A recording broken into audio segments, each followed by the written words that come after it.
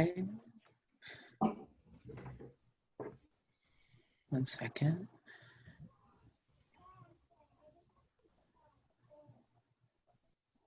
And you're on. Thank you. Good evening. I'll call this meeting of the Durham Board of Selectmen to order on October 27th, 2020. I will call the roll of board members. Please indicate you're here when I call your name. Rob Ponto. Here. Rich George. Here. Todd Bollier. Here. We know Mark Farren is not here yet. We do expect him later, and I'm Kevin Netto, and I'm here. So we have 4 of the 5 board members here, so we do have a quorum.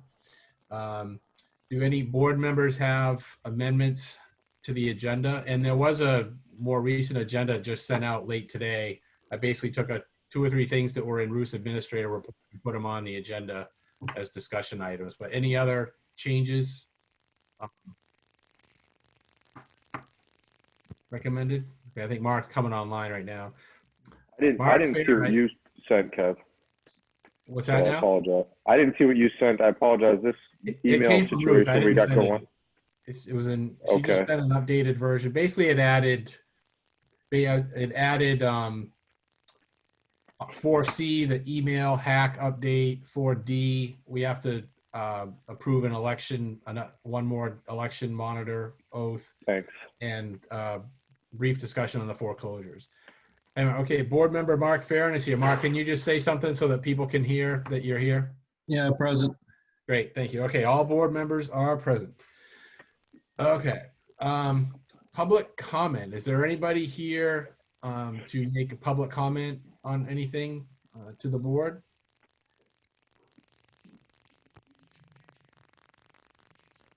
If so, you can raise your hand or you can turn your camera on and wave your arms at us, whatever. I think everybody here is on for an agenda item though, but so. Okay. All right. So we will move on to 4A, action and discussion item, which was the discussion of the formation of a committee to oversee the Union Church, or also known as the Old Town Hall. We know that currently the town, by town meeting vote, the Historic Society has occupancy of that building to use for storage and display of their materials and so on. But the building, obviously an old building, needs a lot of maintenance, and there maybe are some longer term projects that should be looked at. So we had talked last year about forming a committee that would kind of look at and oversee those things and maybe bring proposals back to the board. We asked, I think prompted by Candy DeSipkis, who's with us tonight, Ruth asked at our last meeting about maybe getting that committee going, and we asked her to draft up kind of a draft charter, if you will, or vision statement for the committee, and that's what we're going to review here. So, Ruth, do you have that handy to share up on the screen? I believe so.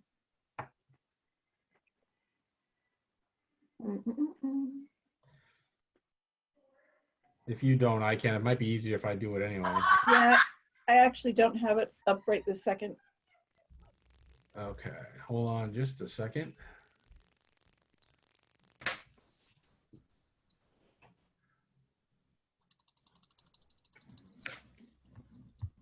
I have it right here.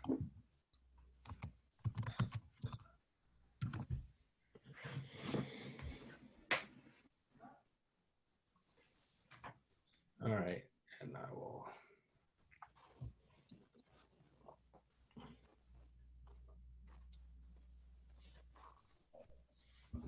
Okay, you should be seeing the draft document that Ruth put together now. Fairly straightforward. Talks about that the municipal officers, that's the board, will appoint members to this committee. She's proposing that the committee consist of 7 voting members, staggered terms of 3 years, which is pretty standard for a lot of our standing committees. 2 seats reserved for members of the Historic District Commission, 2 seats reserved for the Historical Society, 1 seat for a select board member, and 2 at large, not affiliated with any of those aforementioned groups. And then some language about what happens if there's a vacant seat. Ruth, on this first one, I don't know if the staggered terms of 3 years works while you also have dedicated seats to certain categories. Okay. So we might have to reword that a little bit so that maybe we so that maybe the seats within the categories are staggered or whatever. And if there's where there's only 1 seat, like the board member, you can say, well, that we could say that might be one we want to appoint annually, because as board membership changes or whatever. Okay. Well, we could make them 1 years too, because a lot of the committees are 1 year also. Yeah, it's really only the planning board and board of appeals that. Yeah, I don't know, what do people think about that? Just make it part of the annual appointments, or Yep. yeah. Okay.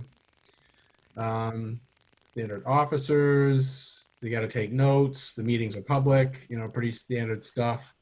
Talk about what's a quorum. And popping over to the second page here. It's really under mission that I wanted, that I think kind of like, okay, this is what we're looking for the committee to do.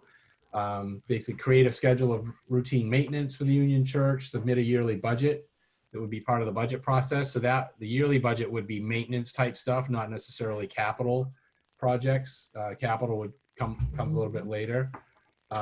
Create a schedule of alterations or renovations for the Union Church. This would be maybe some of the longer term stuff. And then submit capital requests for the CIP process. Create requests for proposals on all approved projects and or scheduled maintenance as outlined in the purchasing policy. Ruth, on that one, we're saying this committee would create the RFPs for like projects that would go out to bid for that building.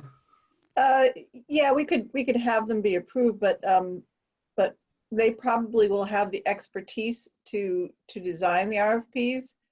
And then of course we would add language that we always add as we'll accept the best bid for Durham type of stuff. Excuse me a minute. My dog is trapped in this room. I gotta let her out.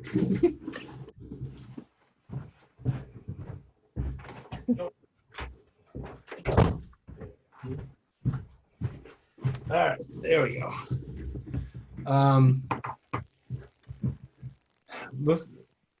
Collect all necessary paperwork from contractors like W-9s and insurance and stuff. That one I flagged that one seems like should be more of an official town staff task than a committee task. I don't know what others think about Well, that. I put that in there because that is historically the one that we have the most issue with. So people contract with contractors and they don't get W-9s and insurance, and then we get a bill. And we've never gotten insurance or W-9s. Yeah, well, that's why I think with all of the paperwork stuff with regard to hiring somebody to do a job, in my mind, should be handled by town staff. I mean, I think we're looking for this committee to bring their expertise on the building and to do some of the legwork on, collecting the bids and maybe grant funding sources or whatever. But then the board has to take that information and select a bid and then manage the process like we would any other town building, if there's work being done on it. I would think. Yeah, usually I steer a contractor, that's going to be doing work at the church, steer them down to the town hall before they get started. Yeah, to make sure that they get all the paperwork done, right. that at the Grange Hall too. Just to make sure they get all the paperwork first before they get started working. Yeah. What's possible.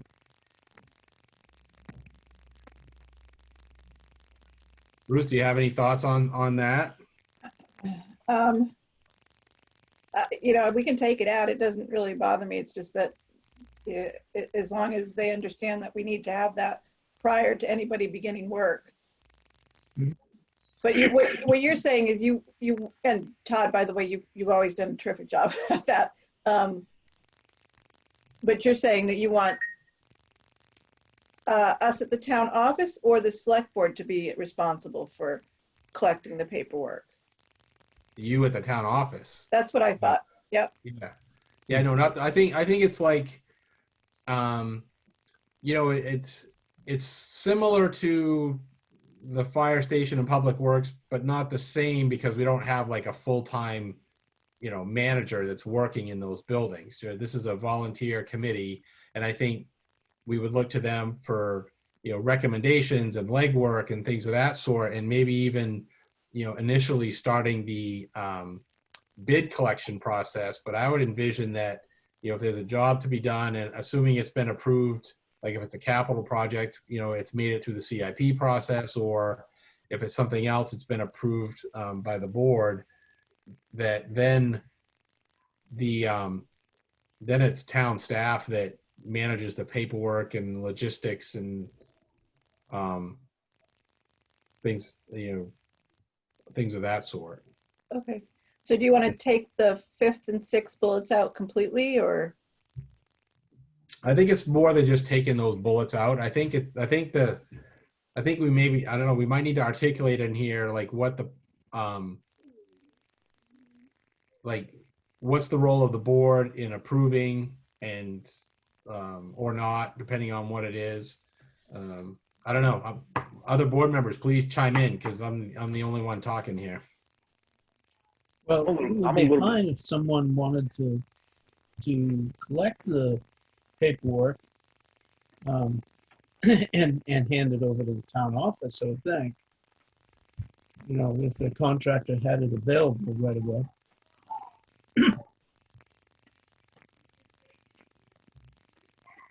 Other thing is, do we want to think about adding the bandstand to this committee?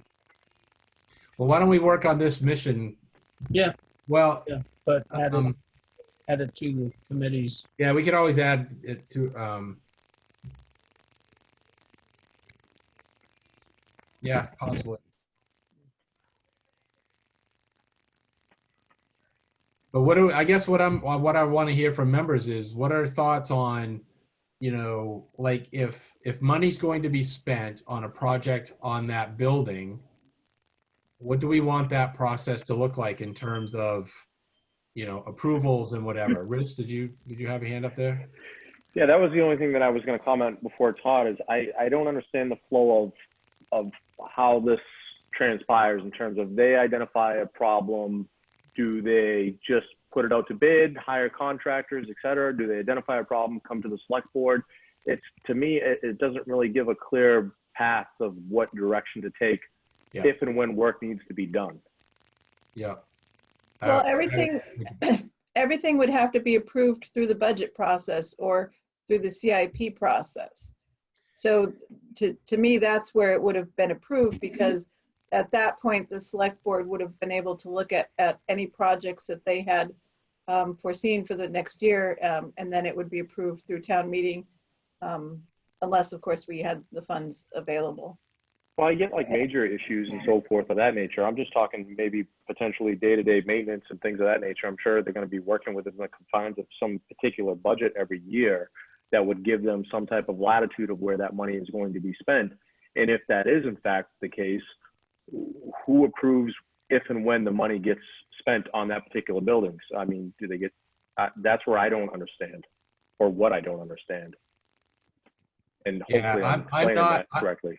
Yeah, no, I think Rich articulated it much better than I was on, what I don't see here is the process path for, how work is identified, and then, what's the process for getting bids? Do they then bring those to the select board for approval?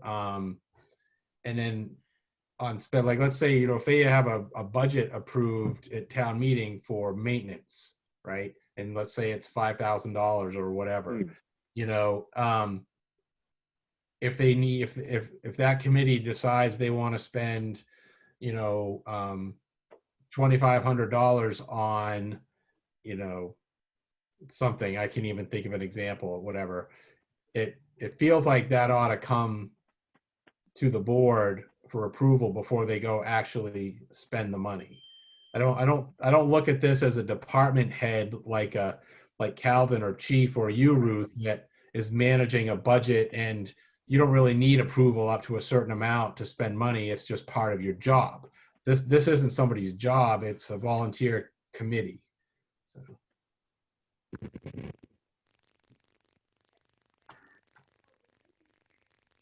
So maybe we, any other comments on this? Rob, did you have something? No, I guess I kind of agree with you. So I'm just trying to think about going forward. Do we just remove those parts from the mission and improve the rest of this, or what are you thinking? Well, I'm not thinking we're ready to approve anything tonight. It feels like there's a little, this is just a draft, and it's a good start. It just feels like it needs another iteration that clarifies some of the stuff we've been talking about and review at the next meeting. and the concept may change a little bit after the election as well. Okay. Yeah, it's a great draft. I mean, Why would the concept change after the election? Because there'd be possibly a town manager who would oversee the projects. Oh, well, that's several months away, but yes, yeah, that's a good point.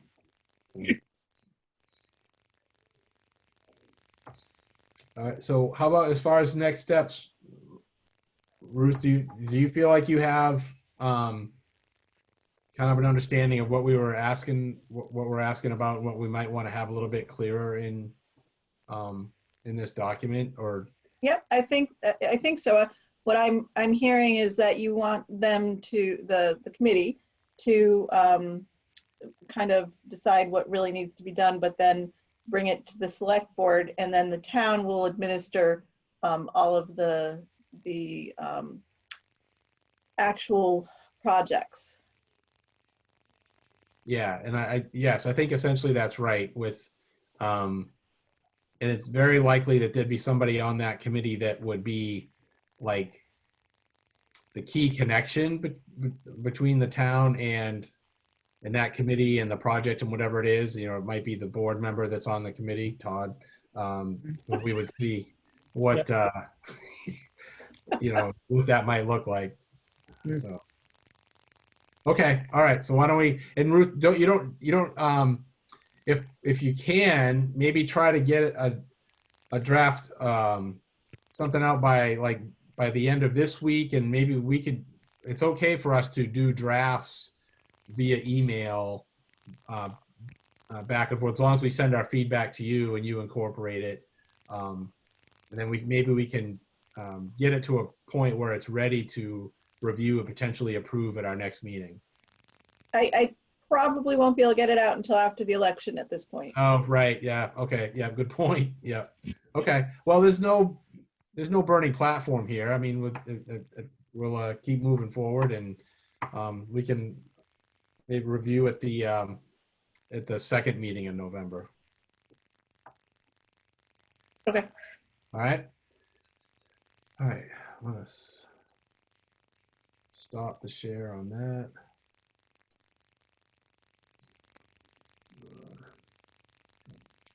So, next thing on the agenda is discussion of the fire department RFP for fleet assessment. Did all the members have a chance to read through that draft that the chief put together? I spent quite a bit of time cleaning up my email. Yeah. Yeah, Trying to the figure out which emails are one should open atrocious. or not.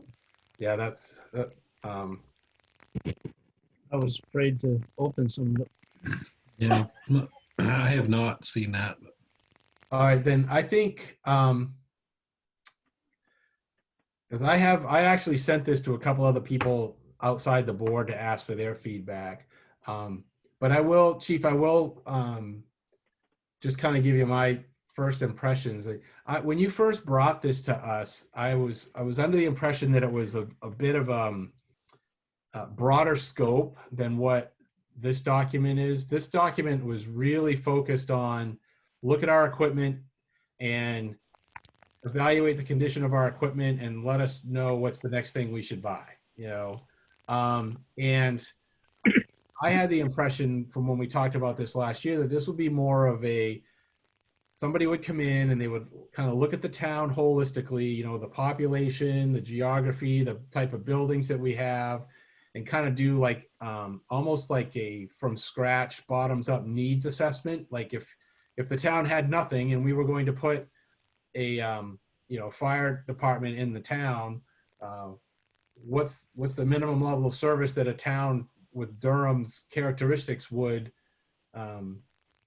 reasonably expect, and then look at what resources do we need to provide that level of service, and then kind of bounce that up against the resources we already have and identify any gaps or maybe where we are over-resourced if there are any. And then what's the transition plan to kind of address the gaps and excesses? Are my expectations too high, or was that not what we were kind of talking about last year? No, I don't think that they're too high, but I think that as you go through this, those things are, once again, the initial vendor that I had looked at, that is included because I did provide those other. I did provide the examples that they sent. Anyone doing this type of an evaluation should be presenting that information with it. That's part of what the fleet and the department assessment is. What I wrote up in the RFP is that's making sure that we're not missing some of the specifics about apparatus, because that is the larger chunk of our CIP expenses for the department. Sure. Especially looking over time. So I wanted to make sure that we were very specific as far as what we were including in regards to the apparatus assessment. But that's part of the fleet and department assessment.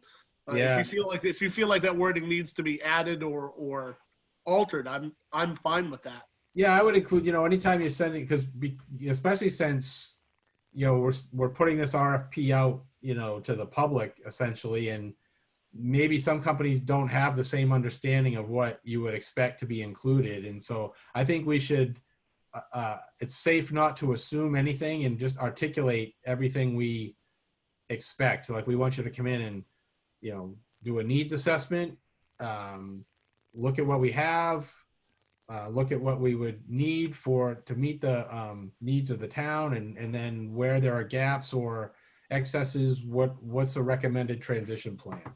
So I would think something like that would make sense. Okay. I can rework that by the end of the week. Yeah, great. And any other board members have comments for the chief as he works on the next draft that had a chance to look through it? Nope. Okay. All right. All right. So Chief, when you're ready with the next draft, send it out, and we'll go from there. Very good. Yeah, I mean, he doesn't have to wait for a meeting to send us a draft, right? So that Right. way No, yeah. In fact, yeah, it's better if we can kind of keep it moving in between meetings. Yeah. So, You'll have it by Friday. great. Okay, the email hack update. Ruth, would you like to give us a little update on where we are with the email hacking incident? I had to unmute myself. Yeah, I've been answering a lot of questions this week. So just so everybody who doesn't know, October 16th, we determined that our off-site email server had been hacked. Has nothing to do with the town office or our own computers. But whoever did this copied a number of emails and email addresses from people that we've sent emails to in 2019. And what they are doing is they are sending them from servers around the world. Some of them were in Amsterdam and Chile. And they are spoofing it in that in the to line it has, or from line it has either one of our addresses or our name or something to that effect. And then next to it, it has a completely unrelated email address. And that's where that email is actually coming from. They're all have RE or R in the subject line. Many of them have zip file attachments to them. Other ones say archive and then some numbers. These are malicious emails and should be deleted immediately. So we've gone through our server. They've put higher protocols in place, and then we need to talk tonight about the possibility of transferring our email over to a different system. So do you want to take us through what the proposal is? So there's two parts to the proposal. The first part is that we actually transfer all the emails over to 365. Our vendor, our IT vendor, BEK, would be the lead on this. They would set up the emails and the domain and everything. It would still be the same. It would still be durhamme.com. Only we would be hosted off of 365. That would have additional safety and protocols and stuff in place with the thought that it would be much more secure and hopefully the hackers wouldn't be able to get in. And then in addition to that, they've talked about replacing 3 of the computers. 2 are in the office and 1 is at Public Works because they are running Windows 7, which is no longer supported. And also they're older computers that are either an i3 or below. And so we would replace those computers with adequate, not really, top of the line, but adequate computers with Windows 10 Pro, which is what all of our other computers run. Okay, do you, but there's a lot more than computers in this bid, in this quote, right? Oh, yeah. Well, actually, yes. So the quote actually doesn't even include the computers because I would purchase them here. Let me find the breakdown of cost. All right. Yeah, if you could put the breakdown up and then kind of take us through like what everything is for, and then I'd be curious if you have the number. What would our if this was all said and done, what does our annual expense look like under this plan versus what we're paying now? Okay. So up at the top, there's the expense for the new computers. So there's the deputy tax collector treasurer, the assessing computer, and the public works foreman computer.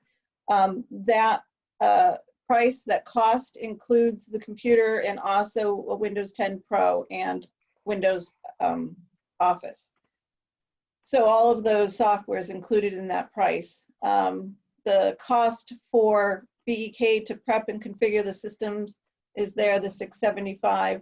That may be able to go down because I can do some of the initial prepping, but the connection to the server and everything like that will need to be done by BEK, the mapping and stuff. So then the next is the email setup. So they would create the Office 365 portal and they would migrate all of our emails over to the 365 license. And you can see that is the most expensive part of it. And then is there hardware involved in that? Like why is that so much money? There is not hardware involved. It's a lot of time and it's hours that they're going to have to use migrating everything over and creating the portal. And getting the domain switched over and all of that kind of stuff. Okay.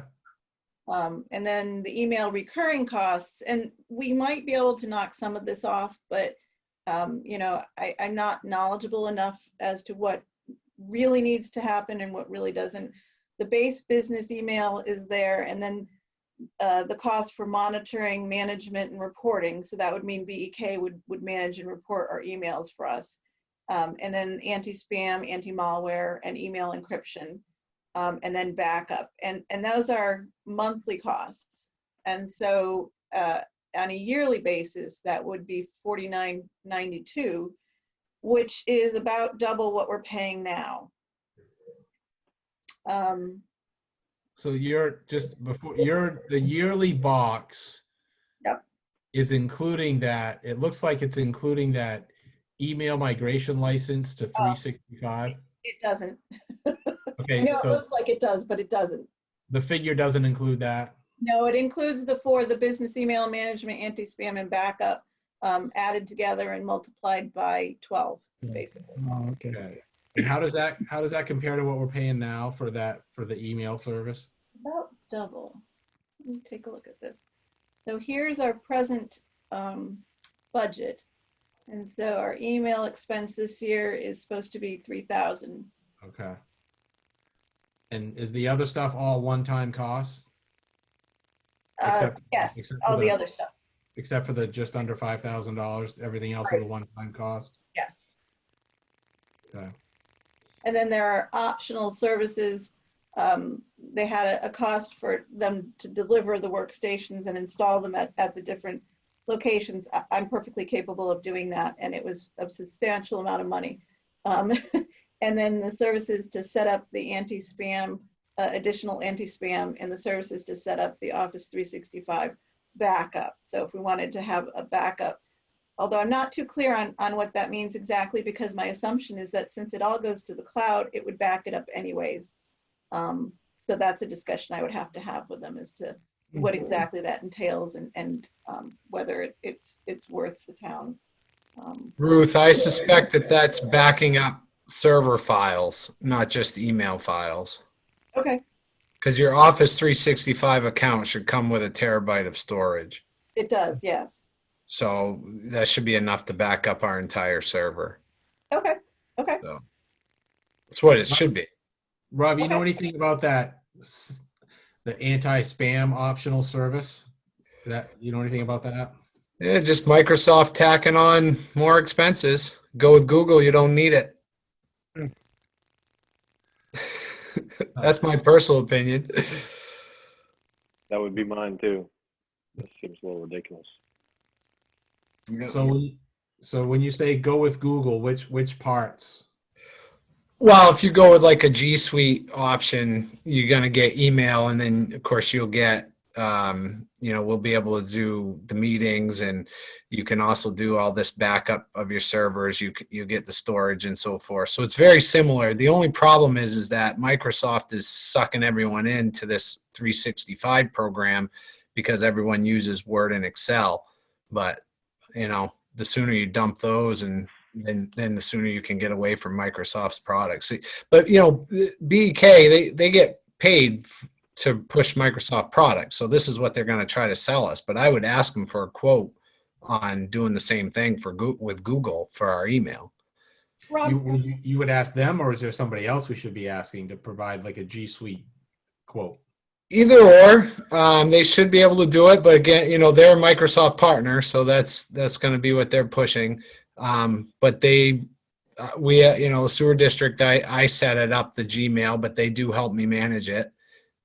So they're perfectly capable of doing that. so Rob, how much does that cost?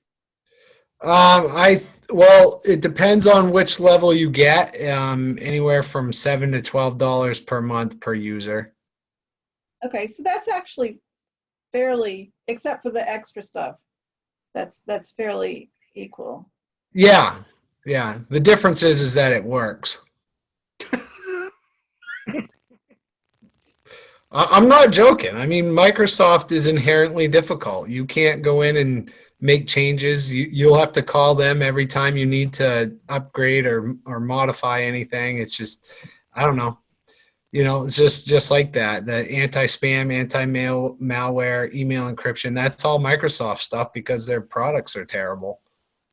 So I hope they're not listening. Some are probably on their way to my house. Oh, they probably are. So I don't have. That's my personal opinion, Ruth. And honestly, it doesn't matter to me if I don't want to be managing the town. That's why I hope we get a town manager at some point. So whatever's best and easiest for staff is okay with me. I'm just sharing my personal thoughts. Any other thoughts from board members? And my only thought is, I mean, it's no matter which direction you go, I think it's a lot of money, and I hate doing a one bid proposal for that type of a system and something that's going to be a long-term project. I mean, granted, it's technology. It might only be a 1 or 2 or 3 year project, but we might have to switch sooner rather than later for other reasons. But it just seems like a lot of money, and I think at least at minimum, another opinion should be given on what direction we need to take in terms of what platforms and so forth that we should be using. Right. What about, I mean, should we look at Comcast again, Ruth, because we're really only talking email, aren't we?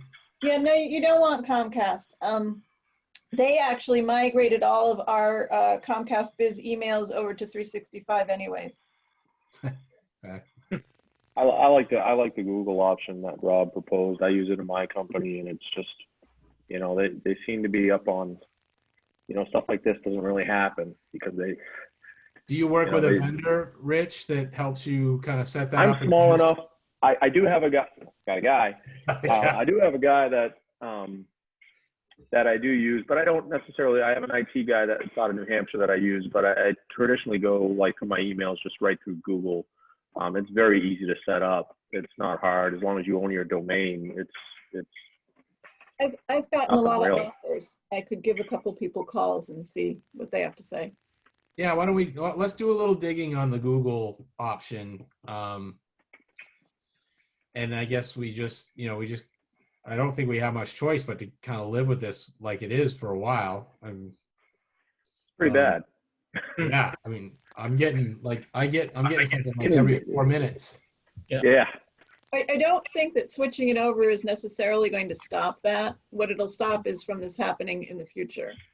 Well, I think some of it could be stopped because they're not coming directly via, per se. I'm getting a lot from Kevin today, seems to be the lucky winner, but it's not Kevin's email address. It's disguised as Kevin and it's somebody. So I think you could block those particular domains from doing yeah, this. and I with all due respect, I think our current vendor is definitely in the minor leagues of this I would agree. type of thing, and I think they don't know what they don't know in terms of stopping stuff like this. Yeah, that's a good point. That's what I was going to say. It seems like they're kind of struggling with it a little bit. Yeah, and so I would do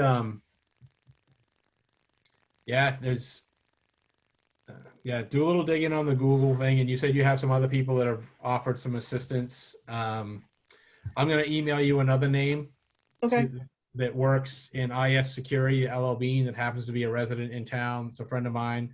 And see if he might be able to offer some insights on what's going on. So, okay. So good next steps on that one. Go back to my agenda here. All right, election oath. So I guess there's one more person that has come forward and volunteered to help with elections. So I'm going to move that what is the term? What is the actual term for the position? Poll worker, election clerk. Election clerk. Thank you. Yeah, That's what we'll take that. Yeah. Okay. All right. I'm going to move that we approve an oath as an election clerk for Taryn Kelly. And I need a second on that. I'll second it. Todd seconds it. Any discussion? These are the folks that help us at the polls and help us run the elections. Do we have an equal amount of Dems and reps? What's We that, do. Todd? We have an equal amount of Democrats and Republicans. We do, and we also have a number of independents. So Becky has been working very hard at equalizing it out. Yeah. Cool. All right. All in favor of approving the oath for Taryn Kelly as an election clerk? Well, actually, I got to call your name individually. So let me know when I call your name. Rob Ponto, Yes. Rich George, Yes. Todd Boyer, Yes. Mark Farren, Yes. and I am also a yes. Okay.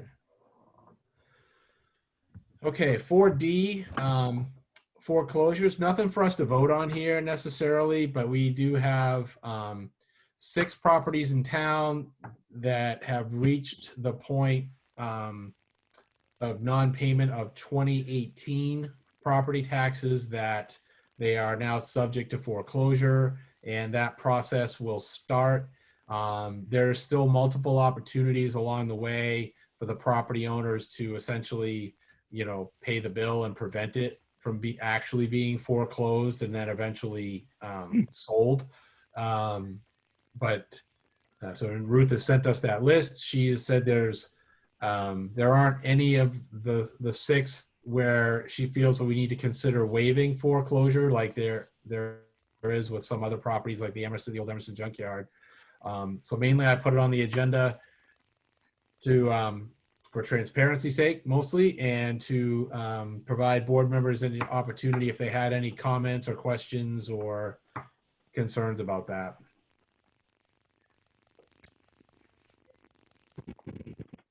No? Okay.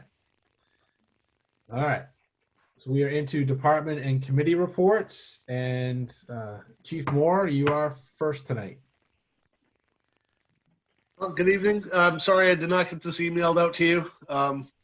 We've honestly been still consistently very busy. We're still more than 30 calls ahead of where we were last year. Not missing any calls. It just continues to be really busy for us. Still dealing with all of the COVID-19 issues, both within the department and as the town health officer. Fielding complaints, dealing with things from the state, as well as some other individual complaints that I've addressed. Also working on a couple of grant opportunities, and I'm going to be forwarding the information to the board ahead of time to hopefully discuss and approve at the next meeting. One is the annual Forestry Service grant that we usually go after and get. The other one is a FEMA grant. It's an addition to the Fire Act grant this year, strictly focused on volunteer and part-time departments and their expenses related to PPE or personal protective equipment in regards to COVID-19 responses. We've spent easily $2,500 to $3,000 on additional equipment this year. It's all disposable, but it has to be done. So I'm going to be putting together a draft to submit for that as well, because we would be able to recoup all of that money. Sorry, go ahead, Kevin. I was going to say, Ruth, were fire department expenses not part of or eligible under the other grant where we submitted for COVID related expenditures? No. Okay. All right. No, all right.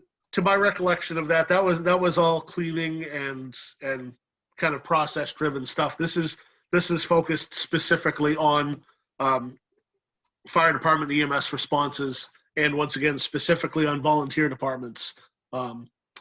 So I'll be prepping to submit for that. Continuing to work on the 2021 budget. I should have that done by the first week in November and prepared for that.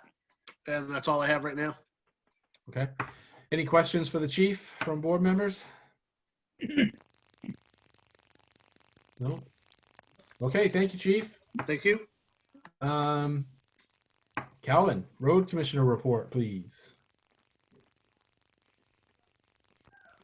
Evening. So you've got my report.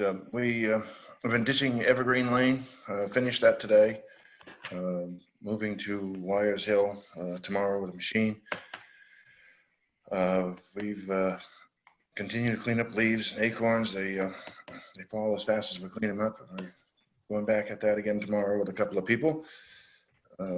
Crooker's got a lot of the handwork done on some of the smaller box cuts, pavement repairs on Rangdale and Deervale.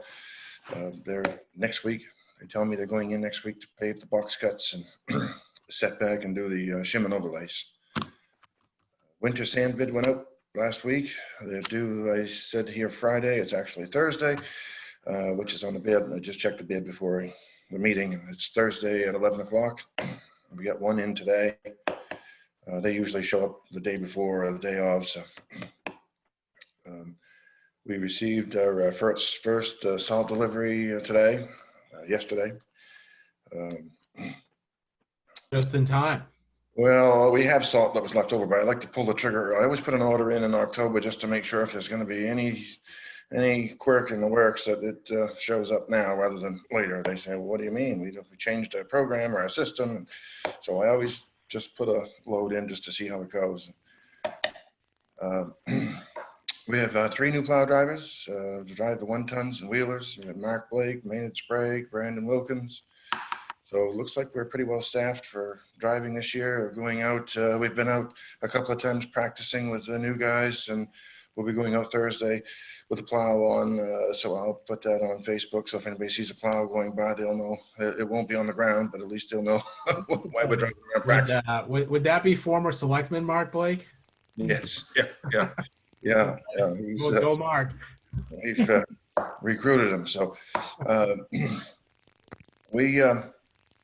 so I attended a Zoom meeting with GPCOG to discuss sharing of plow trucks, and we had a lengthy discussion about it.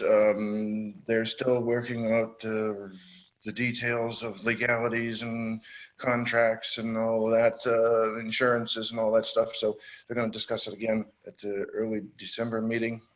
I've spoken with our immediate towns and talked about what we would do, and we all seem to be on board that we would be okay with giving each other a truck if needed. So I'm going to talk with if this GPCOG thing doesn't come through, I'm going to talk with Pete Coughlin at the Maine Local Roads and see if he would have any input on how we would do that. When you say give them a truck, tell me, I know you don't literally mean give them a truck, but are we talking about a truck with a driver or a truck without our driver, or what are we talking about? Well, we would send a truck with a driver to their town to help them out if we had a COVID outbreak.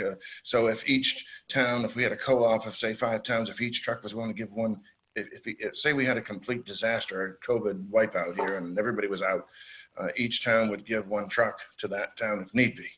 If we had just a couple out, we just would move the towns would send a truck, and it would be an hourly rate. And there's a draft that your county's working on. So we would steal some information from there. But if the GPCOG, there was a lot of talk, and I just have some hesitation that perhaps it's going to get talked, and resolutions may not come. So I'm just preparing a little backup plan. But of course, it would have to go through Maine Local Roads to see if we could get some assistance. We'd have to go through legal and see how all that would come into play. But I'm assuming that this board would need to approve participation in any program like that. All the boards would have to be, it would be something we would work with, and it would all come back to the various boards and go through. But it's just, in the worst case scenario, what would we do if we had a COVID outbreak and all of our drivers were quarantined? Right. Do you have a list of like kind of your own drivers, and even people that have driven for us in the past but aren't driving now, that you say, geez, if I lost 3 guys and I needed a body, I could call so-and-so. Do you have a list of your own? I do. That? Yeah. But there are other questions, there are other questions. Is the truck quarantined? Is the facility quarantined? And different things like that. One town said, what do we do if this guy's been driving and now we got to have another driver come in? Can he get in that truck? Do we got to? They are way overthinking this. Yeah. I don't ignore those meetings, to tell you the truth. Emergency, you do. They're gonna quarantine a truck. Oh, Well, God, people are freaking crazy. if the person was in it was sick and had COVID, I mean, how would we get that cleaned? And so. Well, you clean it. Yeah, so we're just having roundtable discussions right now and Okay. just trying to be Just proactive. don't commit us to anything, Oh. okay? No, I don't think any town is going to commit anything without getting, board approvals. That would have to go through the board first. So, so the road bond, we've got that work completed for the season. So after putting aside $20,000 for day road surface paving next year and some miscellaneous work on that road, that leaves us, we should have right around a $35,000 fund balance.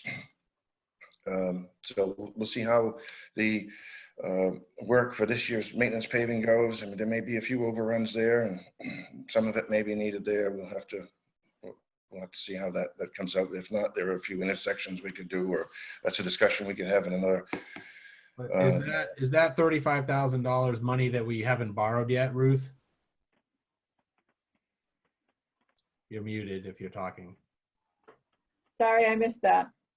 The Calvin was the last point in his report is that he's talking about a $35,000 fund balance in the road bond money.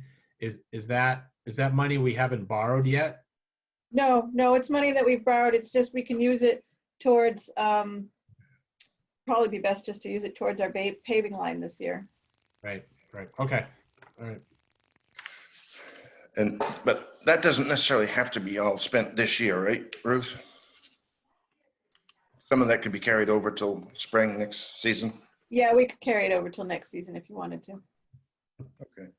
Yeah, I don't think we're doing much more paving this year. All right, we're running out of time on that. So, and yeah, so that's what I've got. Okay. Any questions for Calvin from board members? Calvin, are you done advertising drivers, or are you good for the season now? Oh, we're always advertising. You can't have too many. So the sign's still out. I'll take any and all. The more you got to relieve drivers, the better. So, well, you're interested? No, but you picked up a couple of good experienced guys, so that's good. That's helpful. Good. Okay. Okay, great. Thank you, Calvin. Yep. Town administrator report. Ruth, Yes. did I leave you anything left to talk about in your report? Not much. Just really the office stuff. We're in the process of doing absentee ballots, people voting in person, people still requesting ballots, and then we've started actually processing the first batch today, and we'll process some more on Friday, we'll process on Sunday, and we'll process on Monday. Because What does that mean? that means that we have a specific batch of ballots. So say you returned your ballot December 15th to December 19th. So we have a number of ballots, maybe 150 ballots. We go through, we check off all of the ballots, make sure that they're there and everything's good. And then what we do is we open the ballots and separate out the envelope from the ballots, and we run them through the machines. And so this is going to be an ongoing process. We do about a batch a day. And then of course you don't count them because we don't run the total. So when you're running them, so you're counting them, you're just not running a total? We're running them through the machine, we're not counting them. So unless you push the button that says, give me a total, you run them all through and then you shut down the machine. And then the next day you open the machine and you run them all through and you shut down the machine. Okay, all right. And that's okay under Maine law? Yep. Yep, we've signed up. We actually had a poll watcher today in the office watching us do this. So it was the first time I've ever seen a poll watcher personally. And that was very interesting. We have almost upwards of 1,700 ballots now requested. Thursday at 6:30 when we close is the deadline for taking ballots out of the office. There will still be in-person absentee voting on Friday until 5 o'clock. That might be worth a couple of extra emails this week, to remind people of that stuff, so that somebody doesn't walk in to the office on, on Monday, looking for something that they can't get yet. So, Right. Yep. So really, that's what we're doing. It was that in the email this week. all right. Are you, and Becky, you can answer this if you want. But are you feeling good about next Tuesday? You guys ready? I think so. I was saying in July, it was so unknown, not knowing with COVID and lines and spacing and how it was going to go. And having gone through it now, I think that we're very prepared for next week. I've got a huge staff. I've separated out, and I have people coming in specifically to do the counting because I know, some people, I'm going to be tired come 8 o'clock. It'll be a long day. We're going to try and process as many absentee ballots so we're not quite as bogged down, because we're going to need to be managing sanitation and counting people in and out. I still expect a fair amount of people coming Tuesday to the polls. It wouldn't surprise me to see 750 to 1,000 people still on Tuesday. So that would put us somewhere in the 60-70% for voter turnout on this election. So that's huge. So yeah, there's a lot of little tasks still to do, but on Sunday when the crew is working hard at the bulk of the ballots, that's when I plan on doing a lot of that stuff. Public Works is all set to help us set up and tear down. So I think we're good. Talked with the school today. They've got their lists, so they're going to have the gym ready. Okay. Yeah, I'm ready. Awesome. Good job. Thank you. Thanks. Okay. Rich, did you have something? Just had a quick question for Ruth, and I think I've seen it on the agenda or in an attachment or something, but unfortunately these emails have been, especially with, I use Mac a lot, and they're really tough. There was supposed to be an appointment for an individual for the Board of Appeals. I saw it, but I didn't see it on the agenda. That's the executive session. That's there an executive session for that? Okay. Yeah, it's not just because of that person. It's an appointment to, planning board, Board of Appeals, any of those types of committees. That's essentially a personnel decision, and personnel decisions can be discussed in executive session because you want to be able to talk about, well, do we think this person is a good fit for this committee or not? And you don't really want to have that type of a personnel discussion in an open meeting. So that's what the executive session is for. And then, so we'll have that discussion, and then if there's a vote to be had afterwards, we'll have that.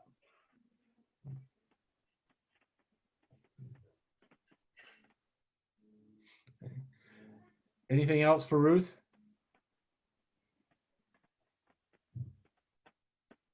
Okay. Consent agenda.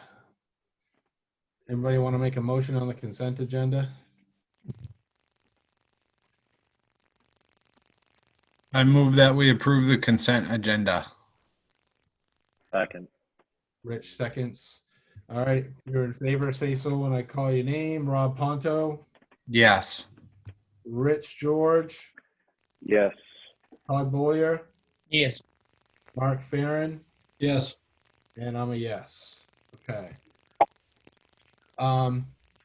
So comments for, I actually have one other comment.